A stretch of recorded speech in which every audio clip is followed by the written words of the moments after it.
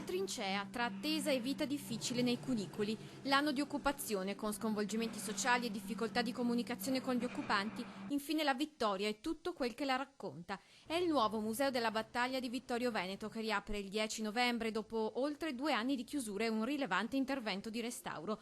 3 milioni di euro arrivati anche dalla Comunità Europea per dare il via alle commemorazioni del centenario della Grande Guerra. 6 giorni di preludio che sono stati illustrati nell'aula civica a cospetto degli affreschi firmati Giovanni De Min e che iniziano il 5 novembre. Eventi, convegni e spettacoli, l'allestimento di una cittadella militare proprio in piazza Giovanni Paolo I, il concerto della fanfara Brigata Alpina Giulia al Da Ponte.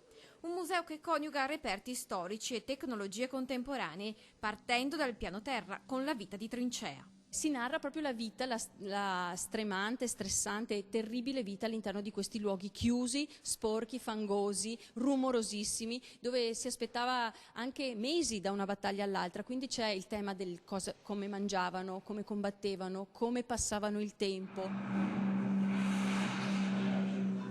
Lì la tecnologia è ad alto livello perché ci sono gli elementi dei video, dei movimenti anche del pavimento stesso, è una cosa un po' da scoprire. Si passa poi al secondo livello, un anno di occupazione, che ha comportato uno sconvolgimento straordinario dal punto di vista sociale e non solo, anche economico.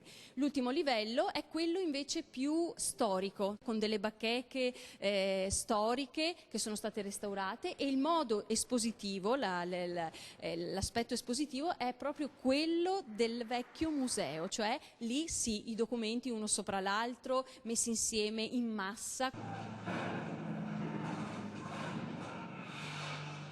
I dati turistici di questo periodo sono positivi per quanto riguarda sia la città sia tutto il territorio del Vittoriese e quindi noi siamo fiduciosi che con l'apertura del museo questi dati miglioreranno ancora.